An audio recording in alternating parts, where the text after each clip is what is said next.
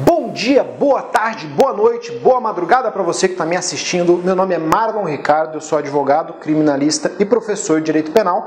E nós vamos conversar hoje fazendo uma atualização do que aconteceu no caso do cunhado da apresentadora Ana Hickman. Por que atualização? Porque eu já fiz um vídeo no dia dos fatos falando de diversas possibilidades que nós tínhamos dentro desse caso. Se você está assistindo isso aqui pelo Facebook, esse vídeo vai estar na descrição. Se você está assistindo pelo YouTube, vai ter um card aqui para você clicar e para você ir parar dentro desse vídeo se você quiser assisti-lo depois. Não precisa, não é necessário, porque eu falo mais ou menos tudo que foi falado lá, mas agora com os fatos novos. E quais são esses fatos novos? À época, eu tinha só o depoimento do cunhado da apresentadora Ana Hickman e aquilo que a mídia estava falando. Agora nós temos uma perícia e uma denúncia feita contra ele. A denúncia é o promotor dizendo para o juiz que ele cometeu um crime e, portanto, ele teria que responder por isso. Então, na denúncia, o promotor denunciou o cunhado da apresentadora Ana Hickman por homicídio doloso, enquadrando esse homicídio doloso num excesso de legítima defesa que teria acontecido dentro do caso. Dentro desse processo, nós temos uma perícia, que nós não tínhamos à época. E essa perícia chegou à conclusão de que houveram 3 disparos, sendo que esses 3 disparos foram feitos na região da nuca. Eu não tenho acesso à perícia para saber qual a inclinação desses disparos, mas tem 3 disparos, os 3 disparos foram feitos na região da nuca. Agora, questão simples.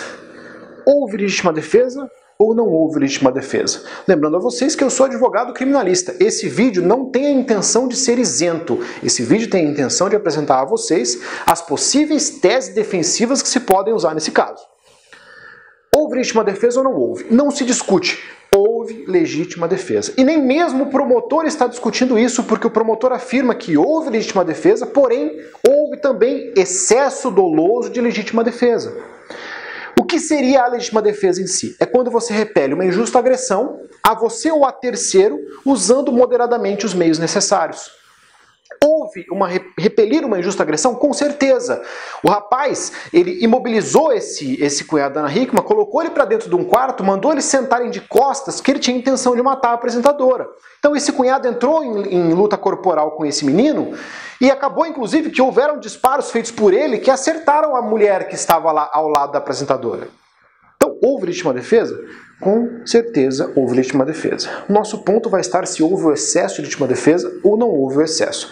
Só fazendo um panorama geral, se o juiz entender que existe dúvidas se houve essa legítima defesa ou não houve essa legítima defesa, ele vai mandar o cunhado da Ana Hickman a júri. E quem vai decidir isso são os 7 jurados, que são 7 pessoas que não têm obrigação de entender absolutamente nada de direito e vão estar lá para julgar com base nos argumentos feitos em plenário. Acredito que isso vai acontecer. Nesse plenário, os jurados eles vão decidir, primeiro, se houve o crime, segundo, se foi o cunhado dela que cometeu, e terceiro, se vão absolver esse rapaz ou não vão absolver, e depois se vai ter alguma redução de pena ou não. Então, houve legítima defesa? Com certeza houve. Houve excesso de legítima defesa, que é a argumentação do promotor? Vamos ver as possibilidades defensivas que nós temos nesse caso.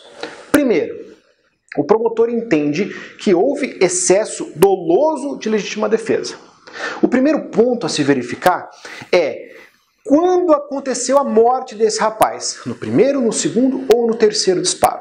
Ah, mas por que isso é relevante, professor? Porque se a morte desse rapaz aconteceu no primeiro disparo, nós estamos falando de uma legítima defesa, onde houve um disparo, esse disparo causou a morte e depois foram dados outros 2 disparos em um cadáver. E cadáver não pode ser vítima do crime de homicídio, isso é um crime impossível. Então ficaria clara a legítima defesa e esse excesso, ele já não seria um crime, pois o rapaz já estaria morto. Então teria que se verificar se o primeiro disparo foi o disparo responsável por causar a morte daquele rapaz. Nesse caso, os demais disparos seriam ignorados. Então, a tese do promotor de que 3 disparos demonstram que houve excesso de legítima defesa iria cair por aí. Tá, mas não, pulando essa parte, vamos para uma outra tese de defesa. Ele diz que o excesso foi doloso. Pode-se afirmar que o excesso não foi doloso, que o excesso foi culposo. Quem entende um pouco de arma sabe que nós temos a manutenção da arma e a regulação que ela tem, ela é muito importante. Às vezes nós temos uma arma em que você mal encosta no gatilho e ele dispara. E nós temos outra arma onde você tem que apertar muito forte o gatilho para que haja o disparo. Em uma arma em que você mal aperta e ele dispara, é plenamente natural você aceitar que ao tentar disparar uma vez, em um contexto de uma briga, você acabou disparando mais de uma vez. Então, nesse caso, a intenção dele seria atirar apenas uma vez. E acabou atirando 3 vezes. Isso pode ser verificado de vários aspectos. Primeiro, com a perícia na arma, para ver se ela tinha essa facilidade de disparo. Segundo, a proximidade dos tiros. Por quê? Se você atira, atira e atira, é uma coisa. Se você atira 3 vezes praticamente ao mesmo tempo, os tiros eles acabam saindo muito próximos. Então, a perícia no corpo, a fotografia do local dos disparos, seria um argumento para esse tipo de coisa. Outra possibilidade. Para você ter excesso de legítima defesa, você tem que estar ciente de que a agressão acabou. Então ele teria que ter ido para cima do cara, brigado com o cara, efetuado um disparo, e depois de efetuar esse disparo ele está ciente na cabeça dele. Ele fala assim, não, a agressão acabou, tá tudo tranquilo, e agora eu vou lá e mato o cara com mais 2 disparos. Pode-se alegar, portanto, que não havia essa ciência, que não se sabia que a legítima defesa tinha se encerrado. É outra possibilidade, o que também voltaria para a legítima defesa, porque ele não estaria ciente de que ele estaria em excesso. E a última possibilidade, a penúltima possibilidade seria se poderíamos alegar de que ele chegou num momento naquela briga e depois de ver a menina tomar um tiro, e um tiro grave, em todo aquele contexto onde nós não estávamos lá, se seria perfeitamente aceitável que ele entrasse num estado de insanidade temporária. Ou seja, a raiva toma conta de uma tal forma, o instinto defensivo toma conta de uma tal forma, que você perde a consciência a respeito do que você está fazendo, ou a capacidade de se pautar segundo aquela consciência. Então você perde a consciência, então você não sabe exatamente se você está em excesso, o que está acontecendo ali, você não se controla mais. Nesse caso, nós teremos uma excludente de culpabilidade. Nós podemos colocar insanidade temporária com uma excludente de culpabilidade relacionada à doença mental. Ele seria absolvido, portanto, porque não cometeu crime algum. E a última tese defensiva seria, no caso desse júri entender que houve sim o homicídio, que houve sim o excesso de legítima defesa, que houvesse então a redução de pena que nós temos no homicídio, que vai de até 2/3, quando alguém comete esse crime após uma provocação. Então vem uma provocação da vítima, o que foi o que aconteceu nesse caso, vem uma injusta provocação dessa vítima, e a pessoa, com a violenta emoção daquele momento, ela acaba cometendo aquele crime. Nesse caso, ela tem uma redução de pena de até 2/3.